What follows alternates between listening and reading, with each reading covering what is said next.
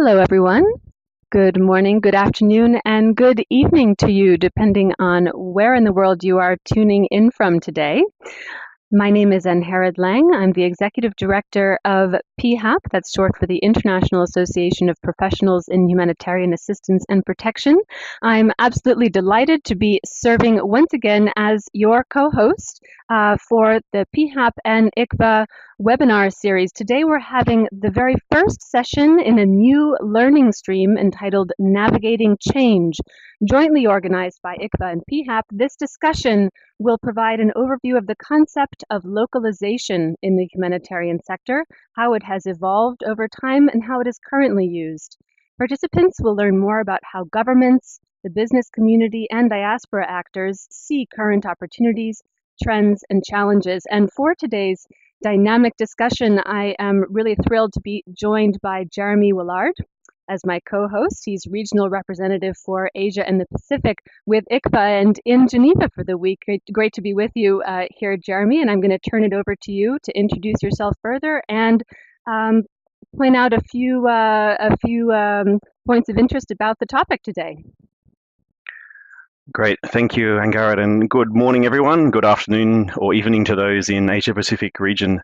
It's a great pleasure to be here today and to be co-hosting this webinar. We think it's a very interesting topic to kick off our series on navigating change, looking at localization, but not from necessarily the NGO, INGO, UN donor perspective, but from the perspective of other actors, how they're interfacing with localization discussions. And we think this is a really timely topic, and we have some great speakers today joining us. So pleasure to be here, and I'd just like to take the opportunity to thank our donors who have helped make today possible: Danida, Germany, IKEA Foundation, CEDA, Switzerland, and all of our ICVA members. We really appreciate the support, so thank you. Great, thank you, Jeremy. Before we launch into the substance of today's session, I will briefly explain a few of the technical aspects of the platform to help all of us get the most out of today's event.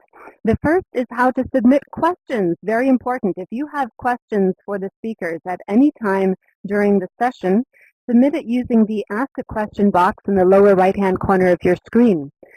And please note, if you would like to ask the question anonymously, make a note of this in the text when submitting your question. You'll also be seeing throughout the event snap polls appearing during the session. These are to gauge your views or experience on the issues being discussed, so we can feed this as well into the interactive discussion. You should see now 2 test polls displayed as an example. Just click on a response, or for free text polls, as on the right-hand side, click on the text box, enter the response, and click Submit. And note that your answers to the polls are always anonymous. Finally, in case you encounter any technical problems with the platform, you may wish to use one of our video or audio live streaming options. These use less bandwidth, so can be more accessible with low bandwidth connections. However, they do not allow for the same level of activity through the Q&A and the chat and polls. To connect to them, just follow the links that you see now on your screen. And in case your connection worsens over time in the event and you need to jump from the live interactive platform into the live streaming options, you can just mention that in the chat, and my colleague Sheila will be happy to share those links once again as needed throughout the event. Now over to Jeremy, who's actually going to get us started with a brief presentation expanding a bit on the topic of localization. Over to you, Jeremy. Thank you very much. Okay.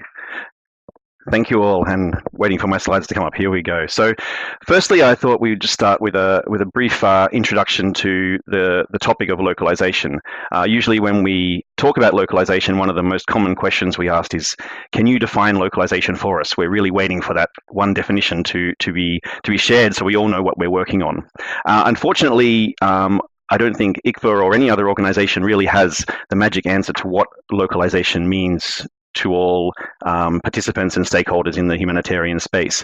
But we have come up with what we consider a nice definition for the framing of this discussion today, being that localization is a process through which a whole different range of actors are working, and they're working in many different ways to ensure local and national actors are better engaged in humanitarian action, planning, delivery, accountability, and other aspects, and also ensuring that humanitarian needs are still met swiftly, effectively, and in a principled way. Now, this is by necessity a very broad statement, and I think that is actually, in a way, one of the strengths of localization, is that it doesn't have a clear definition. It has a lot of different perspectives that can be brought, and this diversity allows the concept to be still valid in a whole lot of different contexts. Localization overall remains very contextual, and I think today we'll hear more and more from the different speakers about the ways localization is being taken forward in different contexts and different spaces. Why localization still? Why are we still talking about localization 2.5 years after the World Humanitarian Summit? Hasn't this been resolved by now? Haven't we got there yet? Our answer would be that this is a process that is ongoing and possibly will be ongoing forever, and I would say has been ongoing for a very long time, even before the World Humanitarian Summit. Primarily, the important fact here is that local action itself is nothing new, and localization doesn't presume that local action was not already happening, was not already strengthening and developing. But there's been a very definite shift in the last few years since the World Humanitarian Summit to recognize by international system the value add and the contribution of local actors as a key pillar of the humanitarian response, as opposed to an add-on or an afterthought. Much of the momentum that we see today in the space has built from the World Humanitarian Summit itself, and particularly the national regional consultations that took place before the summit, when a whole range of voices of local and national actors were amplified. And this was not only NGO voices and not only Red Cross, Red Crescent movement voices, it was also the voices of local private sector, local community organizations, governments, national and local level, and crisis-affected people themselves. So we really have this whole opportunity to hear the voices of a much more diverse group, and that's still coming through today. And we've seen that the localization push continues to focus on increased participation of strong local and national actors as a way of addressing the effects of increasing need and funding shortfalls, and looking at some of the other cross-cutting areas that are really relevant at this moment. For instance, the interface between humanitarian and development action in addressing complex crisis, building more resilient communities.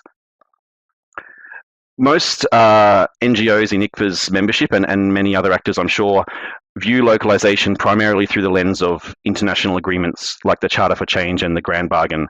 And these have been very useful in trying to institutionalize localization within collective, time-bound, action-oriented agendas. This has been a really useful way of looking at the localization process, but also has highlighted some challenges in that these agendas do not always involve the entire humanitarian ecosystem, particularly host governments, other actors, private sector actors, diaspora and others. They have not necessarily been part of signing on to the Grand Bargain, the Charter for Change and other agreements. And so we see that there's a gap in some of the dialogue and discussions that hasn't really yet been filled, and we're hoping that today we start to move forward some discussion with diverse actors on what localization means outside of these larger framework agreements. When we consider the opportunities of localization, we see a number that have been quite well articulated in various literature: strengthening inclusion of and accountability to and acceptance by affected populations, increasing resilience, linking preparedness to response and recovery, because local actors are present before, during and after any crisis, enhancing the speed, quality and scale of a response, and improving efficiency and effectiveness. These are very well understood advantages of localization and opportunities that localization presents. But also, we think importantly today, one of the key opportunities is to promote diversity and support innovative and very contextual approaches. And this is much more for us the focus of the discussion we have this morning. critically, localization is not about replacing international actors or systems with local or national actors or systems. It's actually, in our view, a way to look at the whole structure and functionality of the humanitarian system, to look at it in different settings, to look at it through the lens of the local perspective, whether it's recurrent natural disasters, whether it's conflict-related displacement, cross-border crises, all need different ways of looking, all need different perspectives. And we hope that localization, as it continues to unfold, will continue to provide richer and more diverse ways of looking at these perspectives. ICVA recently published a paper, Localization Examined, and it contains quite a rich analysis of, or summary of, some of the different discussions that are taking place in the localization space. Many of these we're not actually going to address directly today, although they may come up in the discussion with our presenters. But there's some very large and key issues that continue to be raised in the literature and the narratives and the discussions on localization, including relations to humanitarian principles, how the progress of the Grand Bargain and other agreements is moving forward, what are the definitions of local and national actors, and what are some of the challenges for implementation of different partners. So I encourage those in the audience to take a look at the ICVA paper, and certainly there's much more information in there and pointers to find more about some of these other aspects and elements. But today, I think we really bring the conversation to diverse actors and diverse perspectives. And on the slide I'm showing now, there's a graph which I like to use when talking about localization. It's from one of the World Humanitarian Summit consultations, and it basically says that affected communities' needs are best served in more than 50% of the time by actors that are local government, affected communities, or other local actors, not by necessarily national, international NGOs and international actors. And I think that is really a great framing for our discussion, to see what about these other actors, governments themselves, diaspora and private sectors, and how their role and their understanding of localization is shaping and being shaped by the current narrative. So with that introduction, I'll hand back to Angarad and we move forward with the discussion. Terrific. Thanks very much, Jeremy. Now, we're very happy to have with us as guest speakers today 3 experts on the topic willing to share their perspectives and experiences related to localization. Dr. Rahmawati Husein on the advisory board of the Indonesian National Disaster Management Agency, Firzan Hashim from the Asia Pacific Alliance for Disaster Management in Sri Lanka, and Rabia Nasir-Habeeb, trustee with the Foundation for Refugee Economic Empowerment. We're going to first hear from Dr.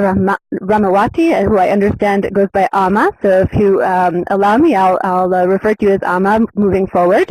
And to elaborate a bit more on Ama's background, she's vice chair of the Muhammadiyah Disaster Management Center, a very large nonprofit and faith-based organization. As mentioned, she also serves as an advisory board member of the Indonesian National Disaster Management Agency.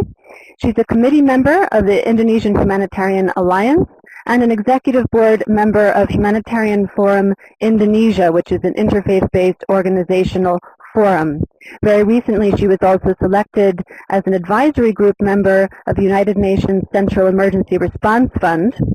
She has in total around 15 years of experience in disaster management, particularly in response activities. She served as a program manager and coordinator of the National Committee of the Muhammadiyah Organization for the Tsunami Relief and Response in Aceh in 2005, and since then has been very deeply involved in disaster risk reduction and the humanitarian sector more generally, including domestically and internationally. We're really delighted to have you with us, Ama, and looking forward to hear your perspectives on the topic. I'm going to hand the floor over to you. Hello, everyone. Thank you for the opportunity, and I'm happy to be engaged in the first webinar. And when talking about the localization on the perspective of the government, like what I was asked, since I have 3 legs in government, NGO, and also in academia, I'll try to focus on the government perspective. And when talking about localization agenda, it is very close related to Indonesia as the largest archipelago country, because in terms of humanitarian response, we cannot rely on the national government or international as well. So we see here the local is a required things for Indonesia, and what we mean by local in Indonesia is the provincial and district of regency, as Indonesia have a very large geographically 17,000 islands, and the administratively consists of 34 provinces and 514 regencies. It's difficult if we are not working through localization. So that's this is very the spirit of the national government to have the way of localization in place, and this is in line with the law in Indonesia. Basically, we do have since 1909 the decentralization law is which regulate the district, here the regency and municipality, and also in 2014 we have village law that focusing on how the role of the community level or village level. And in terms of the humanitarian assistance, this law become a spirit of localizing the capacity to respond any hazard event, and this is also to respond the prone area. As all of you know, that Indonesia is one of the most hazard prone area in the world. Every year we have like around 2,000 hazard event in Indonesia, and that's big and small and medium one, and that's why the National Disaster Management Authority put a big effort enhancing local government in this regard, provincial and district disaster management agency, by supporting local capacity through providing the training and also providing the facilities or infrastructure, equipment, tools, early warning system. And then it's also supporting local event.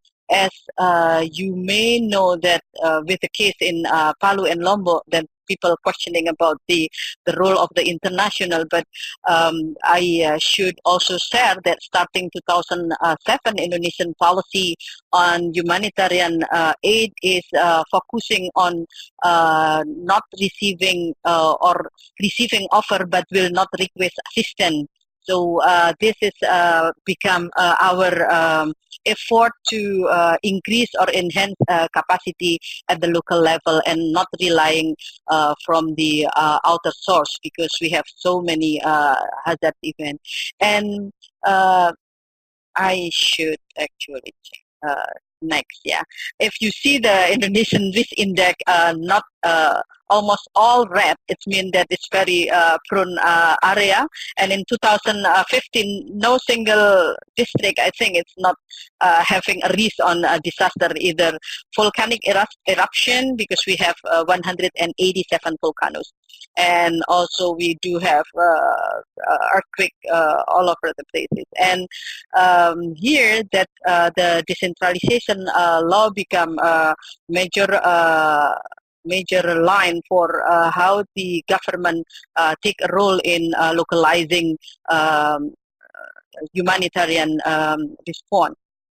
And to also address how actually the National Disaster Management Agency work with the NGO, I will just give the example how the National Disaster Management Agency have the unit that's specifically dedicated for the community empowerment and also addressing the multiple actors who participate in responding any disaster in various parts of Indonesia. And this part is also worked through the consortium, through the Ministry of Social Affairs, Ministry of Education, and Ministry of Health. We have the many consortium based on cluster of sub-cluster. It been having the pre-existing agreement. And through the MOFA, also the international agency who've been working or collaborating with Indonesia, they've been facilitated to address or to support the national and local NGO through the government to people G2P or government to government at the local level and government to the NGO to the people, so to P2P. And here, I just give the example how the NGO or civil society complement what government effort. As I also mentioned that I'm in MDMC or the one of the largest FBO in Indonesia. The NGO in Indonesia has been a resource provider. Independently provide you support to respond and recovery in Indonesia, and it just released a couple of days ago that Indonesia is the most generous country through the CAF report, and it's been true in the last two disasters back to back.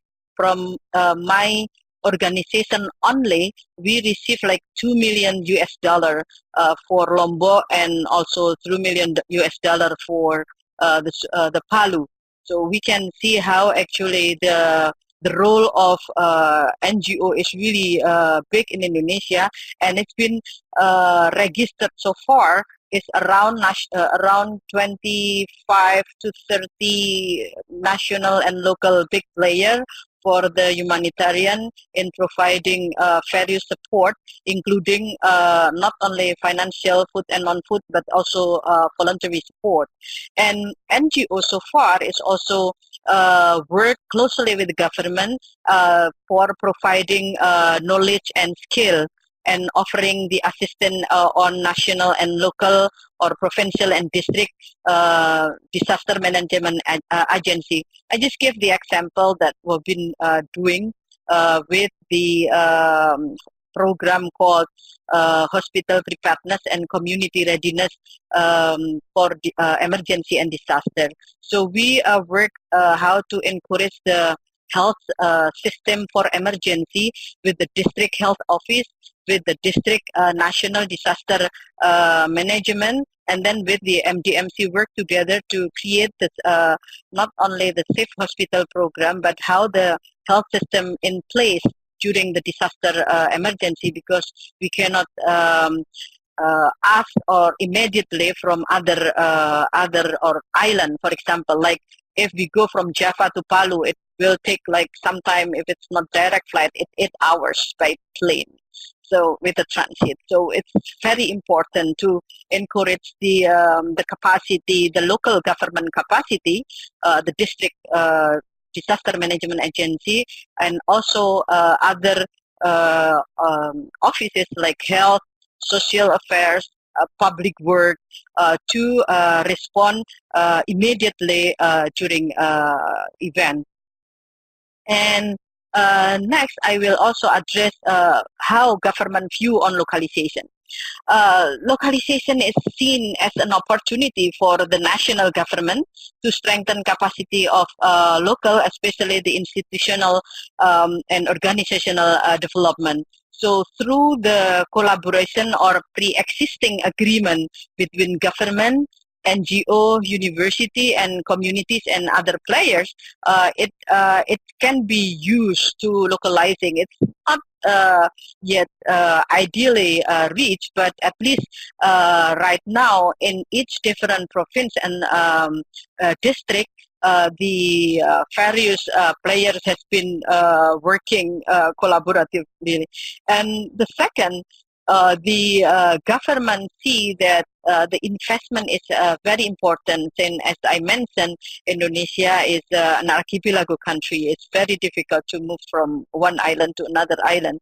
So it's really need or rely on the local actor to implement the response. That become a huge effort for local government how to work on preparedness instead of only focusing on response. preparedness and resilience become a huge effort that done by the national government to encourage the preparedness at the local level. And next, how actually the applying localization and changing the landscape for the NGO. At the national level, the National Disaster Management Agency having a regular or sectoral meeting and facilitating using NGO resources to enhance capacity at the local level. Actually, the National Disaster Management Agency is rely on the the national NGOs and also international NGO who's been working in Indonesia for some time in DRR to help in enhancing capacity of the local or district government.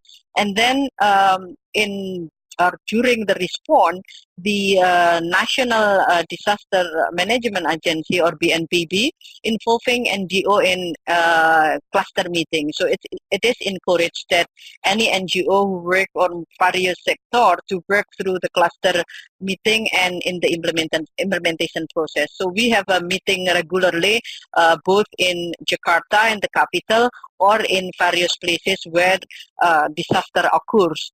And at local level, the BBBD or the District Disaster Management Agency and NGO been having a very strong collaborative government, like I mentioned before, for preparedness and continue to respond, like what we have in Bima. The last time is the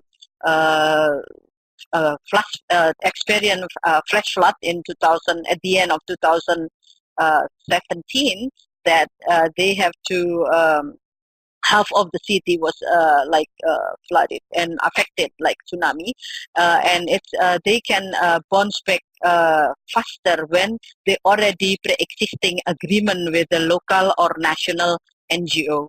And then the other interesting story is how one of the provincial disaster management agency working with MDMC, not only for the training, but they rely on distributing logistic or even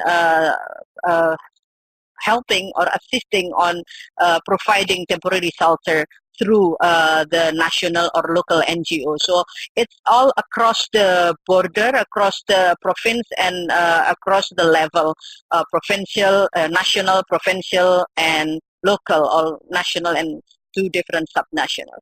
And this, for this, the main challenges is lack of resources on human financial infrastructure is we still face for the ongoing process of localization to enhance capacity building.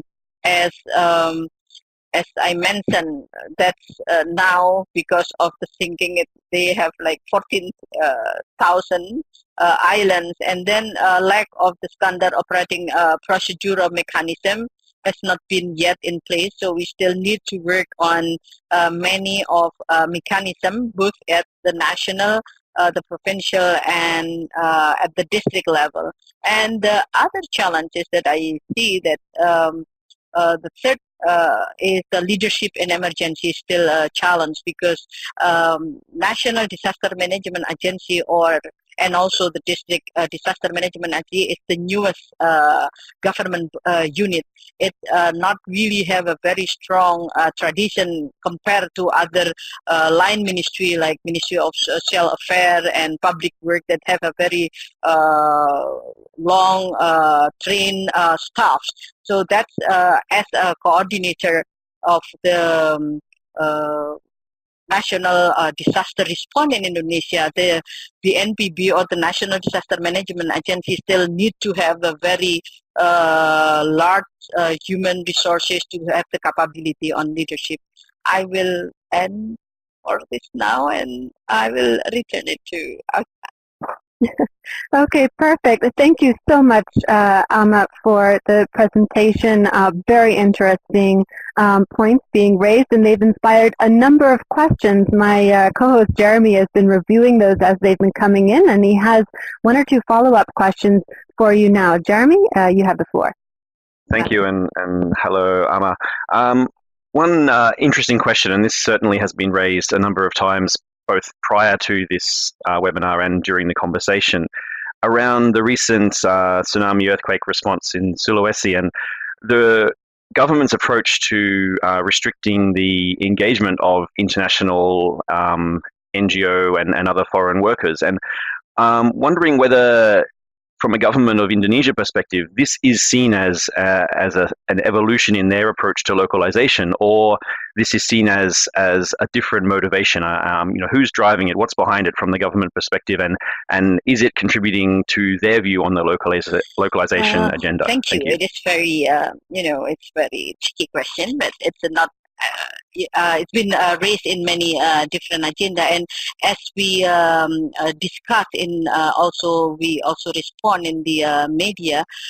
The government actually driving to localization and national. In this regard, is nationalization and localization. We call it the national or central government is national, and then provincial is regional, and then district is local. What actually they mean not having, like I mentioned, that starting in 2007, the policy is we are receiving offer, but we are not requesting, meaning that we want to have a very strong local, because the national government are very reluctant, and if every time there is a big disaster, and then we rely on other sources or foreign sources. So based on our enormous experience after the tsunami, the government, especially the BNPB, the National Disaster Management and NCC, that there is an increasing capacity for the national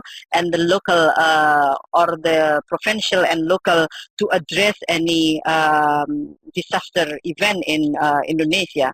And for my personal view, the response in Palu and in Sulawesi and in Lombok, actually the affected communities in Lombok is much larger than Palu, but because of the casualties higher in Palu, and it's drawn the like back-to-back disaster. That's why the government finally opened for offer from the foreign government, because between two disasters are very close.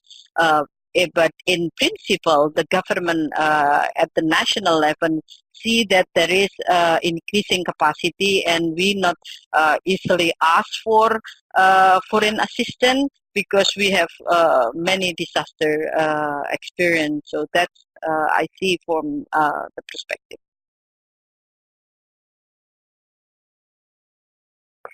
Great. Thanks, Thank you very much. We're going to move on now. I'm delighted to introduce our second guest speaker, Firzan Hashim, who goes by Hash, who is the country director of the Asia Pacific Alliance for Disaster Management, APAD, CBI member network, Sri Lanka. He is the co-founder of APAD International and heads the platform in Sri Lanka, which brings together the private sector in sustainable development efforts. He is also a member of national policy and action plans and committee member to formulate changes to Disaster Management Act in Sri Lanka. He is a member of the National Disaster Management Coordination Committee, representing the private sector, and has represented many ministerial joint assessment teams and high-level government and diplomatic policy teams in complex emergencies. It's great to have you with us, Hash. You have the floor. Yes, with regards to APAD, which is Asia Pacific Alliance for Disaster Management, in fact, it originated following the Great East Japan earthquake, when the country came to a standstill in delivering aid. Actually, it was an NGO which brought together all these resources and ensured that it was provided to the people in need. They created a mechanism, ensured that all the items were brought on board and then delivered to the people in need. This was a huge success in Japan, And what they also looked at was how this mechanism could be introduced in the Asia Pacific region. And we Sri Lankans were the first, in fact, to be the recipient of this platform in the Asia Pacific region following Japan. With regards to the perspective on localization, for us, in fact, it would mean that it is to optimize local resources in reaching out to the vulnerable people faster. Identifying local resources among varied sectors. In this case, we find that there have been untapped resources in the private sector, and to create mechanisms to link private sector with government and NGOs to serve the people in need. If you take the case of Sri Lanka, with regards to a win-win formula for all these three sectors, what we did was we discussed with the government, that's the Ministry of Disaster Management and the World Food Programme and a few NGOs, and came up with ration packs in case of an emergency. What would be the food pack, the non-food pack, hygiene pack, and so on for the 24 hours, the next 72 hours, and for the week. So we signed up an MOU with a supply chain, a supermarket supply chain, who have about 350 outlets right around the country. So we introduced this concept to them too, saying that these are the items which would be in need during a crisis. So we worked with them, and when a crisis did occur, example that I could give you is 200 kilometers away from Colombo during the flood. The government agent there said, I don't need anything, but I just need drinking water and hygiene kits for the women who have been displaced. And the best way that we could send was we just gave a call to this outlet, that is the supermarket chain, and from one of the outlets in that region, in the provincial, in the district, in that particular district, they delivered the items within 20 minutes. So that's how the speed was with regards to delivering items through this partnership. In preparedness, when you talk about public-private partnership in local preparedness and response, as you know, aftermath of tsunami 2004, and as well as the conflict in Sri Lanka, there were so many NGOs, INGOs, and so on, and a lot of UN agencies as well. But then after the war in 2009, we saw the diminishing amount of NGOs, INGOs, and the UN agencies in Sri Lanka. Here again, we also figured this is in fact when there was a humanitarian need, but the people on ground needed to be taken care of, but the resources were diminishing. This is where our partnership becomes extremely important for us, and there we looked at how locally we could ensure that their need is met. And this is where the funding of the bridging of the fund gap was indeed important. And again here, if you look at 2016, 2017, the floods and landslides in Sri Lanka, we had 503 deaths, 1.3 million people were displaced. And it was in fact, in 2018, we didn't want this to recur. And we went on a zero death policy in preparedness mode. And here again, we did not have the support of international organizations and so on, but we looked at how locally we can stimulate the different sectors and everybody to be a part of it. One of the greatest partnership that we had was media and volunteerism. Volunteerism meaning from the private sector. It is not only about people coming and helping us to pack and deliver, but the use of their technology, the use of their expertise in their particular fields, whether it is logistics, whether it is technology or whatever it was, and they shared that with us. So in that way, locally, we found a lot of expertise with them. And as regards to the media partnership, we have done so many awareness programs, training programs, and so on, but all that is done within a particular area, but never was a media involved. So we partnered with the media, a private media, which had 3 television stations in 3 languages and 5 radio stations. And they were part of it. And then before the May flood, they were on full scale talking about the preparedness mechanisms.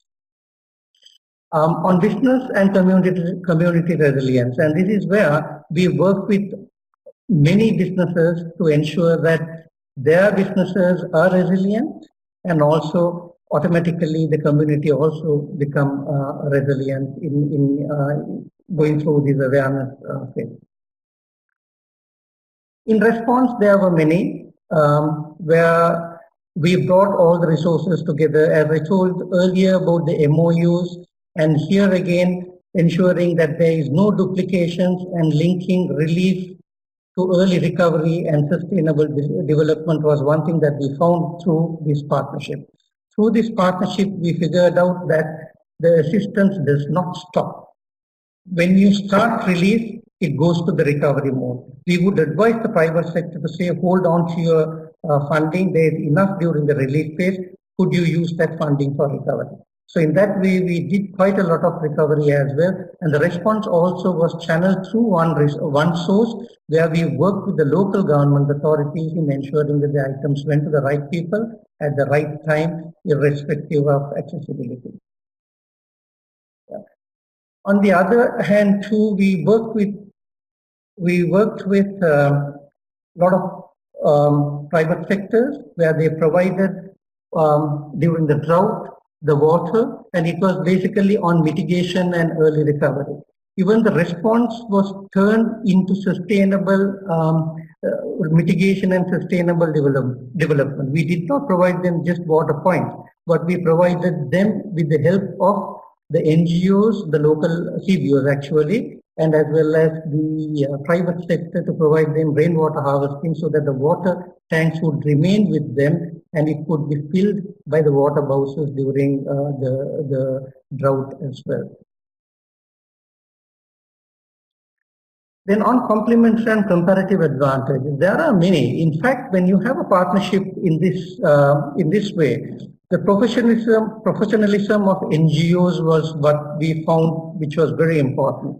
Where the professionalism was related to standards of delivery, as well as ensuring that the humanitarian principles are kept in check. And this is where the NGOs would advise the private sector as to how they would support, and the funding from the private sector is diverted to the NGOs and the CBOs.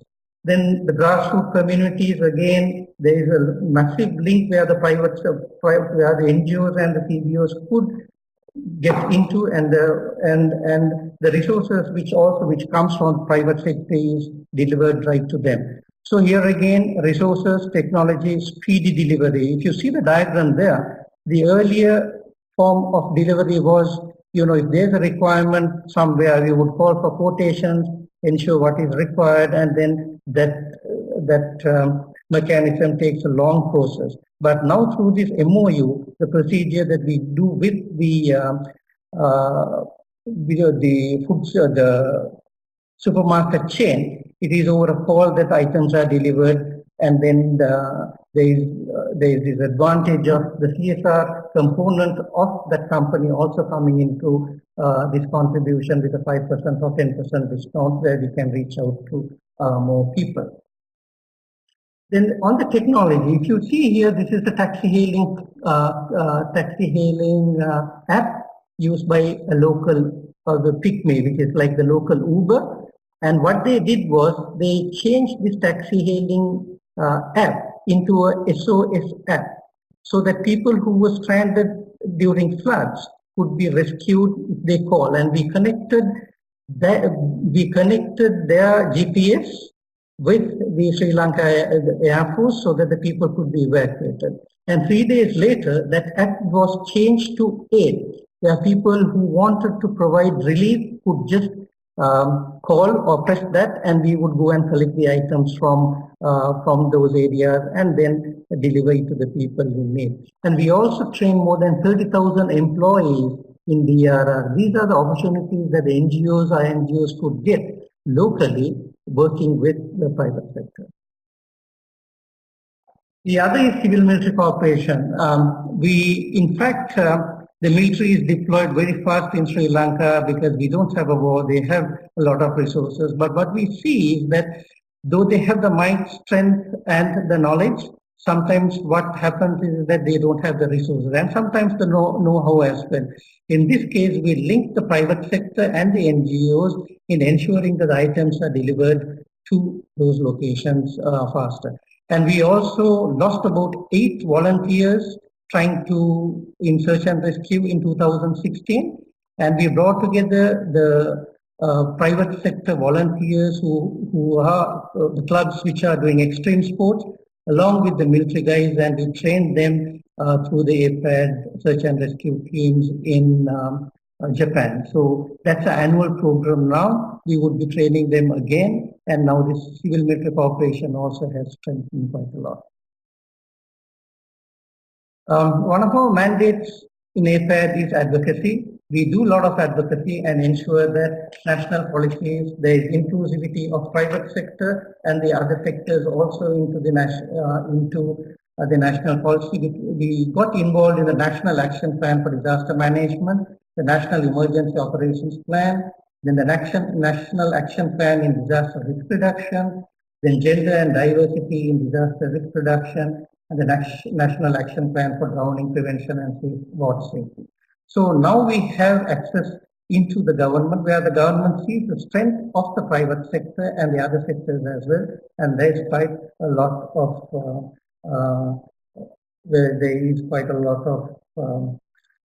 inclusivity in what they do. And we also have advocated in ensuring these initiatives are also localized.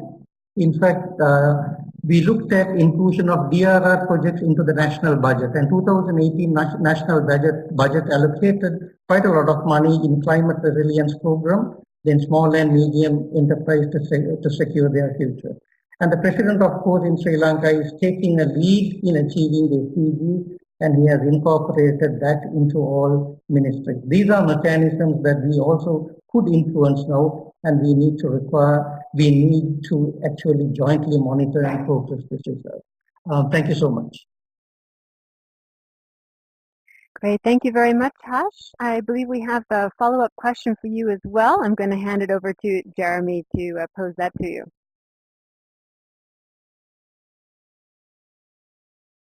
Thank you, Hush. One question that that comes up quite often in talking around humanitarian actors engaging with private sector is that the private sector does not speak the language of humanitarianism. I'm just wondering, in your experience, has this been a large hurdle needed to overcome when working with local private sector and with local and international humanitarian actors?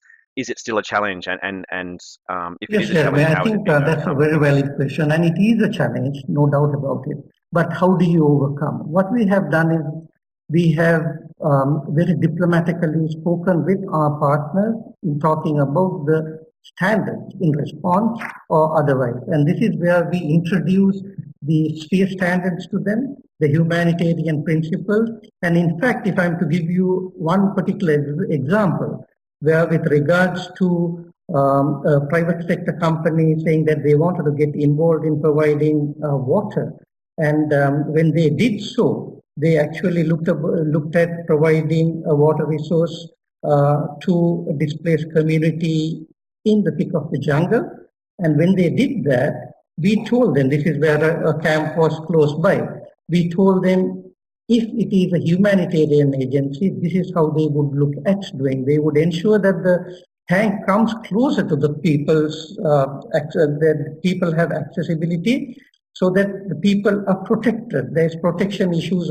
They look at protection issues and ensure that the women and the girls who go to collect water are safe. And when we spoke about that, that's the time they said, look, we didn't know about this, and I think it's better you guys do it for us, and we will provide you the funding. So in fact, you need to overcome that challenge as well, very diplomatically. Okay, very good, and thanks again, Hash, for the presentation and for bringing your perspective to the discussion. We're going to move on now to our third and final guest speaker. Last but not least, Rabia Nasir-Habeeb. Great to have you with us today. As mentioned, trustee with the Foundation for Refugee Economic Empowerment, known as F.R.E.E. F-R.E.E. Rabiah has both public and private sector experience. She has managed and coordinated various consortium-type projects with counterparts across the UK and Europe, including conducting an extensive consultation in 17 African countries into the frame of the ESA's International Charter related to space and major disasters.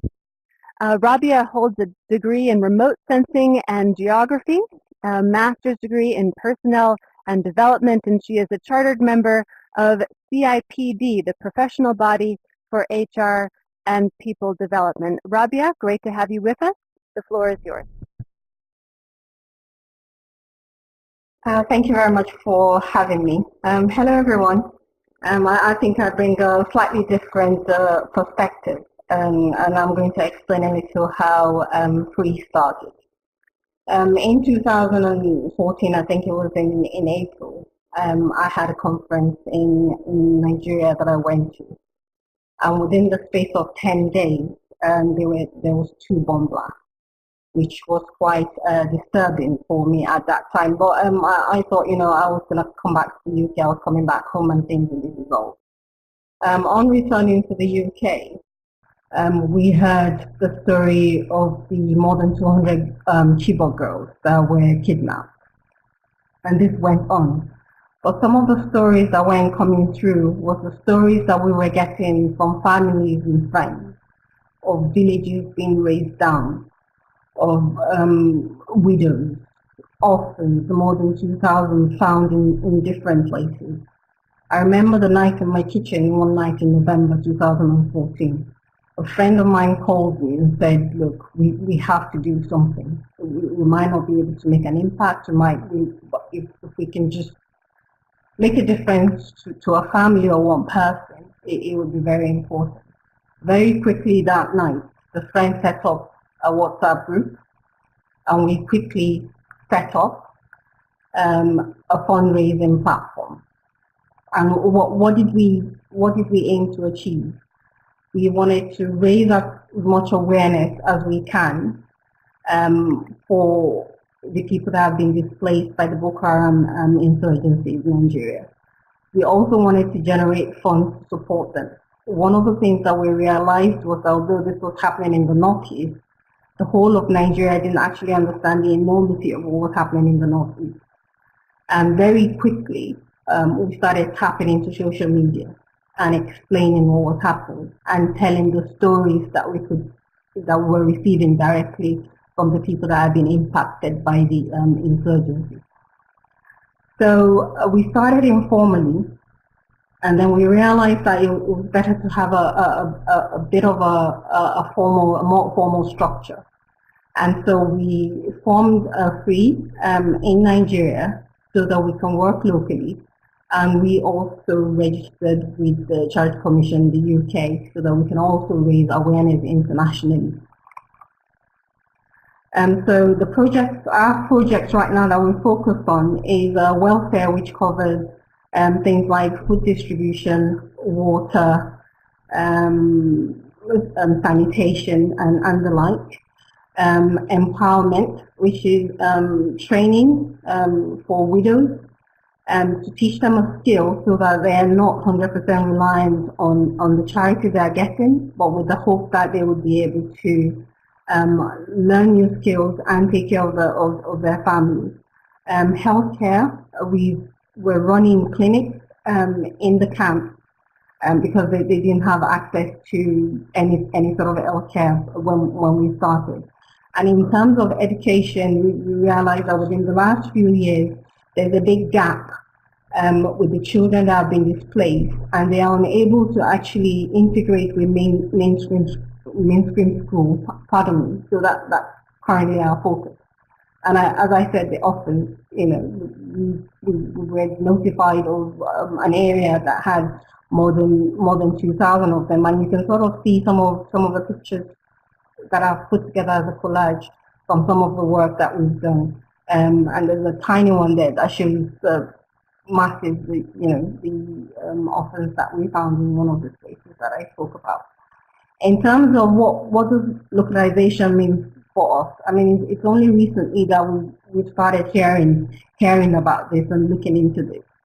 But I think for us is the local knowledge that we had. I'm personally not from the northeast of Nigeria, but we have people that had grown up there, and it was really disheartening for them to realize what was happening in a place that used to be peaceful, that used to be calm, that they could go back home to, which is very difficult for them to go back to now. But having the family and the cultural ties and understanding the language facilitated the work that we've been able to do. We've been able to engage the community. We've been able to gain their trust. We've been able to collaborate with other NGOs on ground that we probably know and we can trust.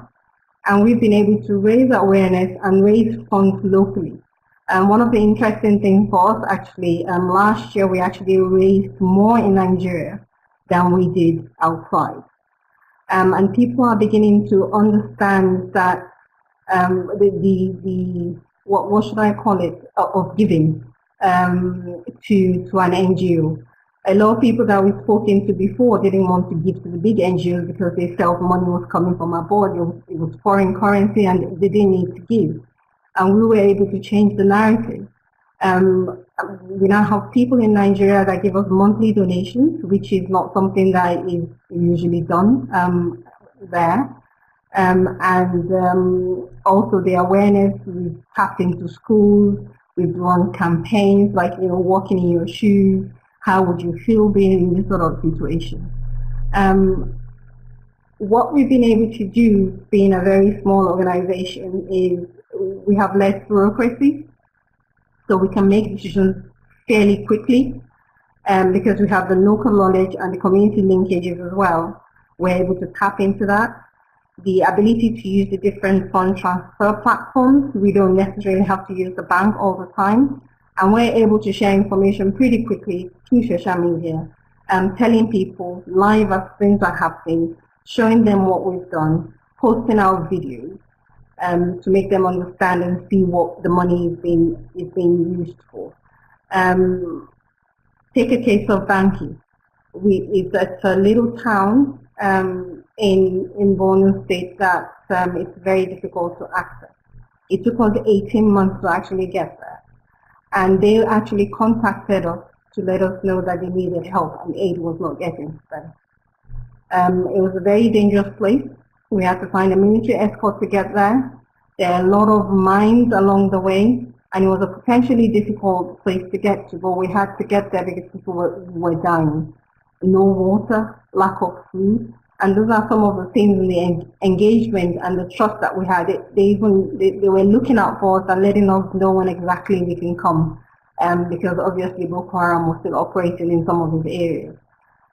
So for us, it's just the practical things that we've done. We didn't really have any formal work in NGO knowledge. We went by what we could do and the impact that we can make. And how do we know that we're making impact? Is when we get a video, people thanking us, or when we see a smile on the child's face, when we save one life, we think we've done what we set out to do. And our objective still remains the same, is to raise as much awareness for the people that have been displaced, and two, is to raise as much funds as we possibly can to relieve their suffering. Thank you very much for listening. Thank you very much, Rabia. We've got a follow-up question for you as well. There are a lot of great questions coming in, so we will be getting to more of those in the general Q&A. But first, I believe that Jeremy has a question for Rabia. Over to you, Jeremy. Thank you, Rabia. One question that's come in from Andrea in Italy around the use of technology and digital solutions. You've mentioned quite a lot on this in terms of connecting with communities and providing support. But this question is about actually the opportunity to give affected communities a voice and allow them to interact better themselves. And I'm just wondering if you could elaborate more on your use of social media or other technologies in actually giving the communities Thank you very themselves much. a voice. What we've done is, because it's very difficult and some of the areas are very difficult to access, but everyone seems to have a mobile phone in this day and age. So things like WhatsApp, just to name one, have been very important for us because we can get information directly, we can get pictures, we can get videos directly from the people that have been displaced. And so those are some of the things that we've used. Nothing very fancy, but information that we can get directly using mobile technology. Great, thank you, Rabia. Sorry about that. So we're going to bring up the poll results. Are we on the screen for everyone to see? Yes, great. So we had some interesting results coming up here. Let's see. Jeremy, did you want to take a look through those with us? Yes, just great to refer back to some of the questions that were asked early on around some of the definitions of localization. And I think generally good to see some agreement, which is nice with overall definitions. Although still uncertainty. Important to remember that there's lots of different perspectives here. One very strong comment on the attention given to national and local government, and pretty strong 67% or 68% now of participants agreeing that the attention is not enough on the role of local and national governments, and we could be doing more, which certainly opens opportunities for everyone to think about how we can actually do that moving forward. And I think the opportunities for localization, inclusion and accountability, speed, quality, scale, diversity, and innovation, all seeming to be seen by participants as great opportunities. And I think we've had all of these addressed in different ways by the speakers today. So that's fantastic to see. So we move now into some follow-up questions that have come from different participants, and we might take these through different speakers. But I'd like to address the first question actually to all three speakers in no particular order. So maybe I'll actually highlight each of your names so we don't talk over each other. This question has come up, and I think it's very relevant for all actors in the humanitarian space around accountability frameworks and ensuring standards. And I'm just wondering if each of you could touch on this from the perspective of the different actors you've been discussing, the government, private sector, and diaspora. How equality and accountability standards being looked at by these different actors, and is there a mechanism in place to link these to the localization work from this perspective? So maybe we go back to Amma first to respond on this, and then we'll move to Hashim and Rabiah following that. Thank you, Amma. Okay, thank you. I'll try to respond on the question on how the accountability work. In this regard, actually, the government tried to work on providing information to openly access through the larger group. For example, like every day, the government through the coordination, and if it disaster event, to report what actually the National Disaster Management Agency and any line ministry or even NGO involved, what they've been doing to the affected community, how is the gap, and who provide what, and how actually the humanitarian been addressed at the field level. And in regard to the overall accountability, the government also have a meeting with the local entities, including the private sector and also NGOs, regularly through the transition period. For example, during the response through daily information through the situation report, and then the gap, and then the what they have and how they provide.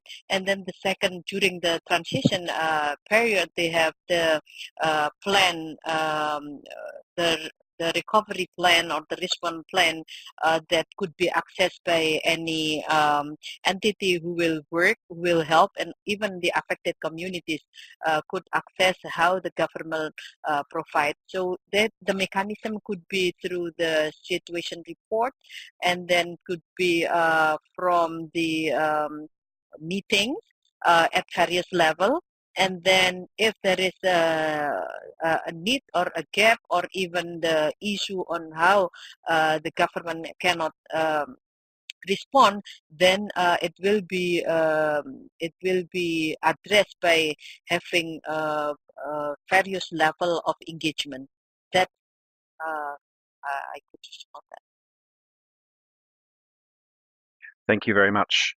And now to you, Hush, from the private sector perspective, is it the responsibility of the private sector to maintain standards in their delivery? Are these standards international standards, or are they other standards? Where is this discussion at the moment, in your view? Yes, in fact, this is something which is very important when you work with private sector. We always bring in this aspect of international standards or the minimum standards.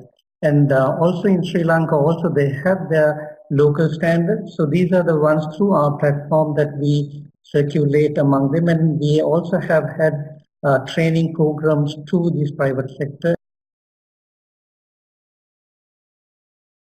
as well as a focal point.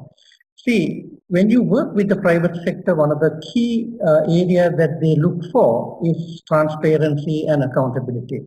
And they often don't work alone. The connection may be too unstable. We're going to try to call on the phone instead. Hush, so we'll come back to you. But now we're going to move on to Rabia. Yes, the question was, how can you rephrase the question for me again, please? Sorry, I sort of lost the, yeah. Yes, sorry, Rabia, Jeremy here. Apologies for the technical difficulties. The question is around from a diaspora organization perspective, what's your view on working with standards of accountability and quality in humanitarian assistance? And we've also had a question from Alec in the Netherlands, which is related to humanitarian principles and particularly impartiality. Is this a key consideration in your work with communities? And if so, how are you coming to engage on this topic? Thank you very much. Thank you. First of all, if I go to the need, a lot of the work that we've done has always been on needs-based.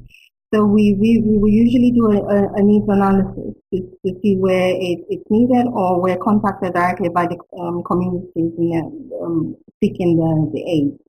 We are very keen on keeping the standards, international standards of impartiality, and also the humanitarian principles. And it's slowing that down to the people that work on the field. And when we started, one of the things that we said was we were providing aid without any political agenda or anything like that. The purpose is just to provide the aid where it is needed to the people that have been displaced. So yes, we're working towards that. We're still a very young organization, and we're looking at formalizing our processes more. And we're beginning to engage a lot more with other organizations locally as well. Thank you. Okay, thank you. It seems we still have not got Hashim back on the line. So we might move on to another question directed to Amma around how government is coordinating with NGOs on capacity building. Capacity building is always raised as a central issue in discussions around localization, and this question has come in on this topic of what efforts are underway to to strengthen the linkages of government work to NGO capacity building? Is there a process in place in the Indonesian context? Thank you for the question. There are two different approaches that used by the national government in working with the NGO. First, the National Disaster Management Agency invite or provide venue to different actor or players, not only the Red Cross but many humanitarian organizations to involve in the training or the even skill drills at the national level, and also government of at the national level also allow the international agency and the the international entity to work directly with the international with the national and local NGO in helping the capacity of local government, the district and municipality government. So there are various ways in improving the capacity. First is inviting at the national level or involving in any activities at the national level. And then at the district or the municipalities, the government also inviting NGOs to involve. I give the example, two examples. One in the two projects that we work in, as I mentioned, on the hospital preparedness and community readiness. We work at the various level. At the national level, the various government entities like MOFA, MOHA, and also the National Disaster Management Agency setting up the place for the regulation. At the local level, then national NGO can be the intermediary actor to work with the local disaster management agency and also local humanitarian player. And other also work, for example, the government also address specific issue, for example, in logistics, and then they invite the player or NGO in logistics. So it could be from general and also through the specific matter. Thank you. Great, thank you, Ama. Now just checking, Hash, are you back on the line now? So given we didn't get to hear your full answer before, I just return to the previous question we asked you around the application of standards and the work of the private sector. Apologies for interrupting your response before, but if you could just please restart again so we pick up the thread of your comment. Thank you. With regards to the private sector getting involved, it is important that the standards and the principles are maintained, and this is where we take a lot of interest in ensuring that the private sector is sensitized in the humanitarian standards. And we make use of the NGOs, INGOs, and also the HCP, the humanitarian conflict team, also plays a key role in inviting the private sector to their different meetings as well as cluster meetings. So we sensitize them quite a lot. And on the other hand, on accountability and transparency, it is also the private sector's need that the partners in the work with are accountable and transparent. That is with regards to their brand image, because that is the concern that they have. So what we do is that we bring all on board and make it as transparent as possible. With the government involved, the local government involved, where the items have to be delivered to, in ensuring that the right people receive the right things without any duplication. And also, with regards to the finances, everybody knows on board what is being provided to whom and how many tax. With regards to the pre-arranged MOUs and the tax and the items that we talk of. So what we feel is that we coordinate, facilitate, and network in ensuring that there is better transparency and accountability, and that there is no harm done with regards to the delivery. And what we have also seen in the recent floods and landslide in Sri Lanka is the urban community getting affected.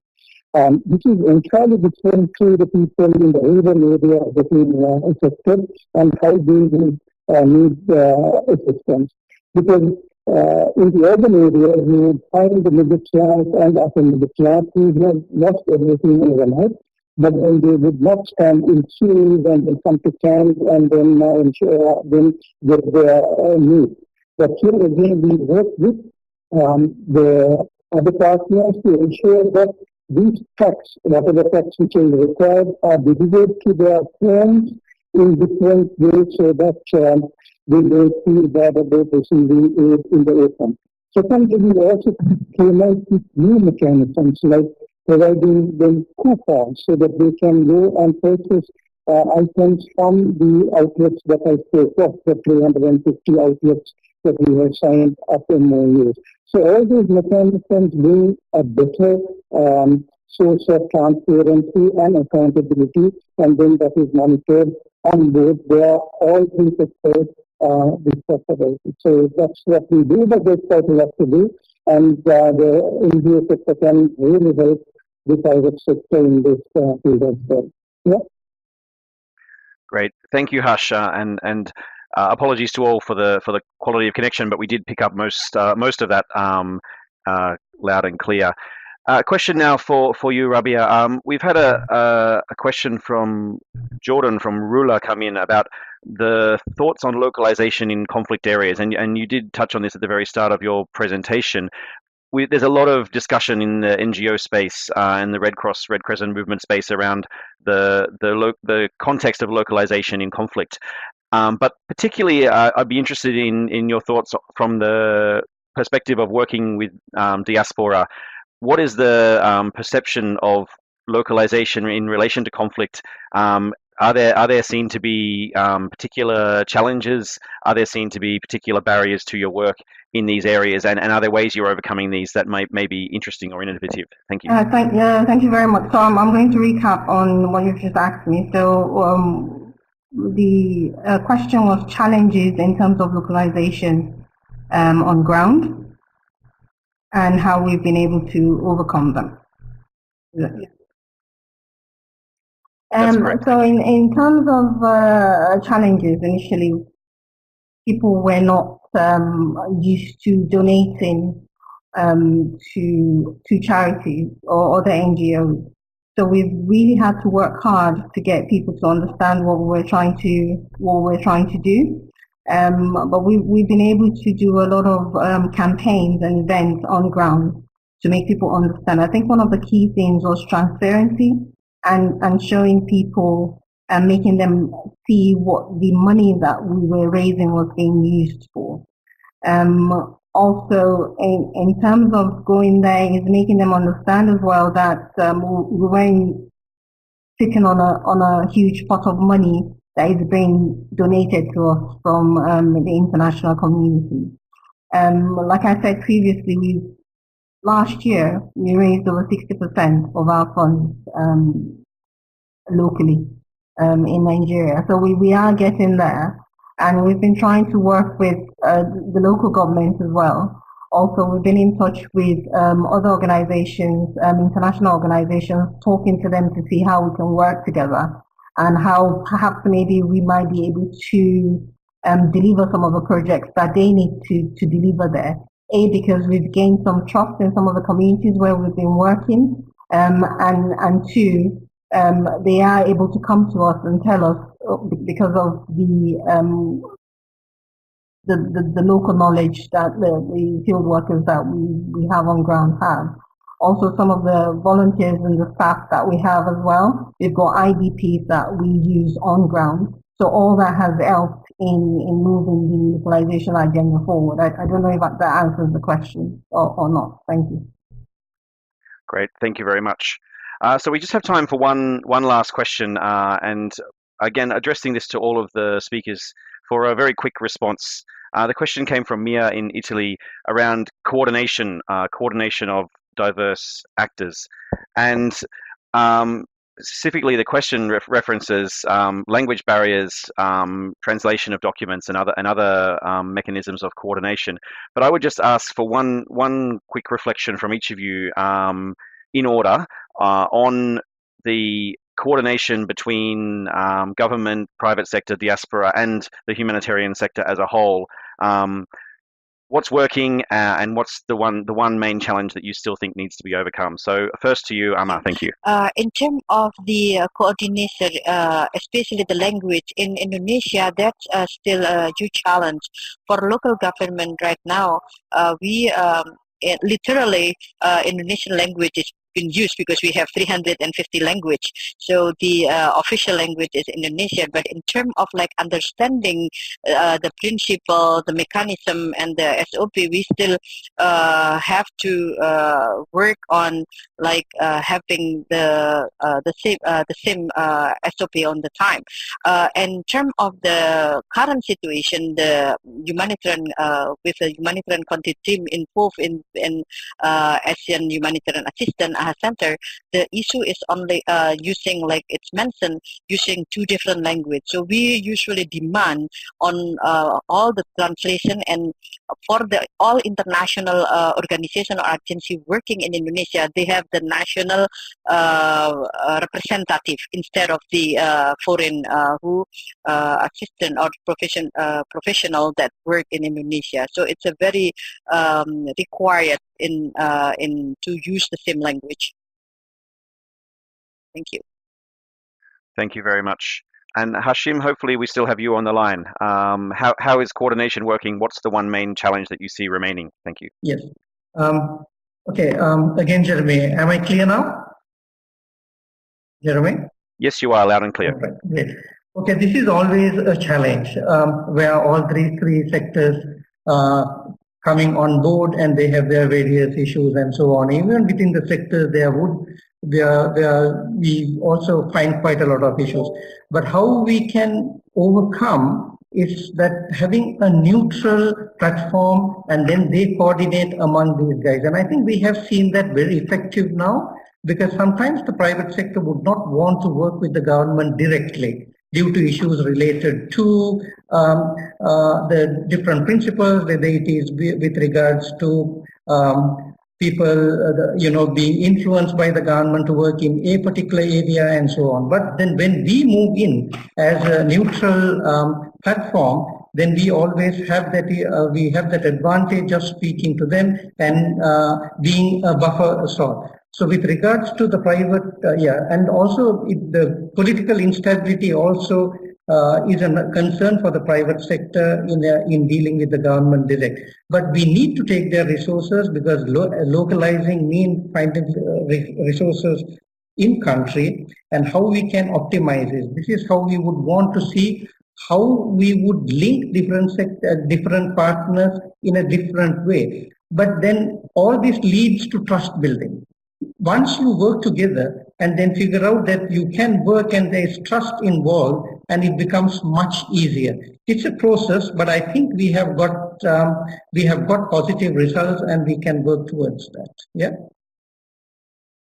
Thank you very much, Hush.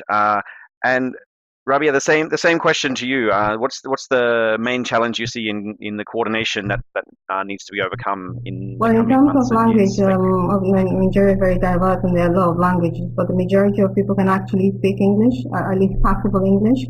So that's been good. And what we have as well, because of the local sort of ties that we have there, you have people that can quickly translate as well. So in terms of working with maybe international NGOs or people locally, English has been the language that we've used, and it's worked so far. Thank you. Great, thank you. Now, handing back to Angarad to close the session, I'd just firstly like to thank all three speakers, Amma, Hush, and Rabia, for such an interesting discussion. We really appreciate your time today. So over and out to me, and Great. back Thanks, to Angarad Jeremy, to and finish the session. Thank thanks you all. for co-hosting today. It's really been a pleasure. Now, I'd like to inform everyone that the recording of today's session, as well as the various mentioned resources, will be available on the website within the next few days. They'll also be sent out as links by email. Also, once the event subtitles are translated, ICVA will be providing those subtitles in French and Arabic. Those will be attached to the recording as well. Also like to highlight the upcoming topics in the learning stream on navigating change.